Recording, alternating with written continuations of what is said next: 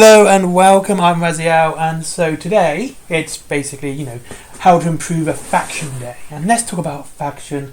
I have not spoken about much, except in almost every Wild West Exodus video and some faction-based videos. No, of course not. And that is the Hex. The Hex is one of the most fascinating factions in Wild West Exodus and the dystopian age in general, to be honest with you. They take a back seat in dystopian wars and Armoured Clash, but in Wild West Exodus they are a pretty big player, and in the dystopian age they are again a big player. They're one of the reasons the whole thing started off, all the way back to Atlantia. And we've had a fight with the Spicker and with the Order and the Watchers being transformed by the Hex, thus causing a mini civil war between them on Earth. But yeah, the Hex is a fascinating one, and it's kind of this demonic parasite alien thing which can possess people and animals and change them and corrupt them. We had this with Walks Looking, who, by the way, still one of the best characters in any war game, has one of the best models in any war game. Even her, if you can get hold of her normal one, her non-legendary one, that's still a fascinating one. And her Hex version, whose name I still can't pronounce, is a lovely model. But we are talking about the Hex, and the Hex is just this really cool thing they added. It is so far out of there when it comes to the Wild West Exodus. I mean, we've got the Order, which kind of fits because they are the gods of the dystopian age. They get worshipped by the Sultanate, and we've got got the Watchers, absolutely just aliens. They kind of still fit into this setting. And the Samurai with the Empire. Not even joking. There is literally Samurai in the Empire. But here's the thing. With the Hex, and to improve them, you kind of have to go back a bit.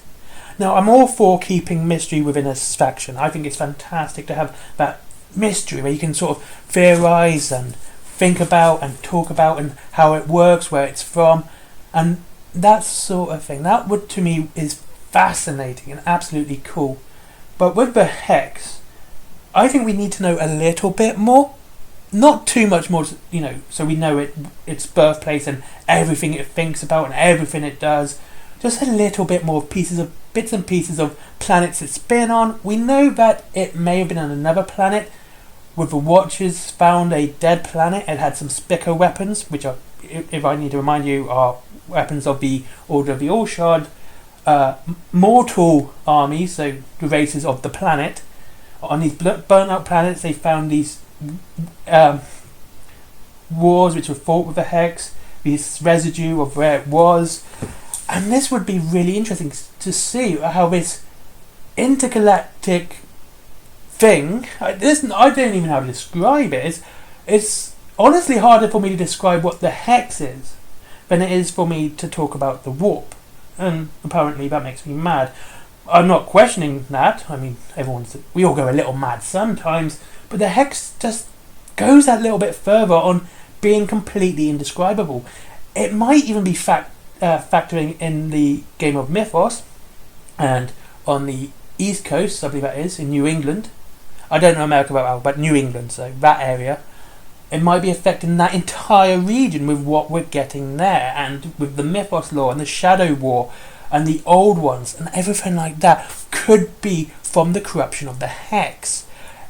This would be really fascinating to know if Helen Miller and her Infernal Affairs actually discovered traces of the Hex within these creatures, and what it means for them, and how this isn't just in Arizona. How is it spreading across the world? We know the Empire uses the Hex to communicate with each other. We know the Enlightened do the same thing. The Enlightened even may use the Hex to power a lot of their equipment and their weapons. With the RJ, I'm going to get this number wrong. Is it 207 or 027? It's one of those, okay? I'm going to be battered by everyone else in the Wild West Exodus community for that one. And so this thing is so ambiguous, but yet so important to the lore of dystopian age that it affects every culture. It affects everyone, but we know so little about it. We know the monsters it creates, like Marie Laveau, and again, the Walks looking one, and we see the monsters are just absolutely diabolical. They're nasty looking, they're vicious, they're ugly. We got things like the Locust, which was a fantastic model, but it shows how it mutates these things. Even normal animals, it will mutate and make stronger. It's even hinted at the warrior nations use the Hex as their great spirit, though they do deny this, and they believe that the great spirit was always on Earth anyway. But given that the Hex was there before the warrior nations were, maybe it might be. And just because it's not purple in their magic, it's blue, doesn't mean anything, because in the Empire it's green. It is. And who knows what it is for other countries. It would be interesting to see how it fits into things like Armoured Clash, and how dystopian wars and the battles on the sea are being affected by the Hex. Are there commanders who are possessed by this entity that controls people and mutates them? We don't know.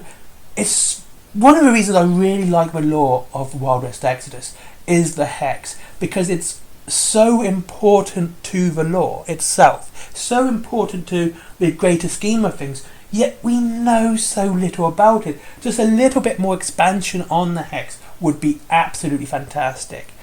You know, we've got the Watchers who are interested in it, we've got the Order who wants to exterminate it. What did the Hex actually do? But the Order deems it an evil force that needs to be exterminated. If it's just going around changing people and making them monsters, yeah, that's absolutely vicious. But why is it doing that? It's kind of hinted in the lore. That's how it survives. That's how it goes on. It's how it moves on.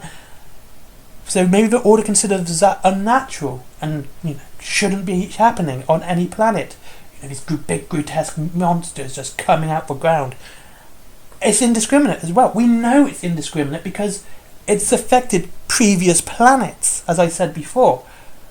What planets? Maybe it's why Mars is absolutely barren within Wild West Exodus. Maybe the Order got to Mars first and had to destroy it and burn it completely to a husk because they couldn't get rid of the Hex, and the next livable planet was obviously Earth, and that's where it had to go. Was it here all the time, just hiding out, not being spotted by the Order? Again, this is honestly, I have no real answer for this one, because it just adds more questions. The more you look into the Hex, the more questions you get. It's basically, to make the Hex better, you just gotta improve. You've just gotta tell us something. Come on, guys. Anyway, thank you very much for watching this very short video. I really enjoy Wild West Exodus. Also, Wild West Exodus only has 4 videos left. We've got 2 more faction videos and 2 more mini videos. Maybe doing more mini videos because I got a Sultanate, Commonwealth I should say, Empire and a Crown model, which I can add in to this from Lost World Exodus. So I might do those. I'll see how it goes. And I'll see you all in the next one. Of course, if you're interested in Wild West Exodus, check out Wayland Games down below. That's where you can get it. It's a fantastically fun game to play. You just need to buy 1 posse box, and the rules are free. You need some D10s as well, but they're easy enough to get. So it's really cheap to get into. Really fun game to play. A game will last an hour and a half max if it's a small posse versus posse army game. It's fun. It's great. There's some fantastic looking minis. So check out Wayland Games down below. Just for them. You get free delivery after £20.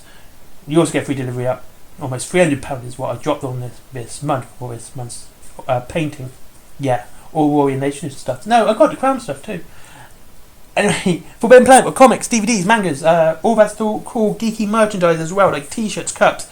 Talking of t-shirts, cups, I have my own with my own artwork down below as well. There is my comic down below. I will put my other comic on there soon, I promise.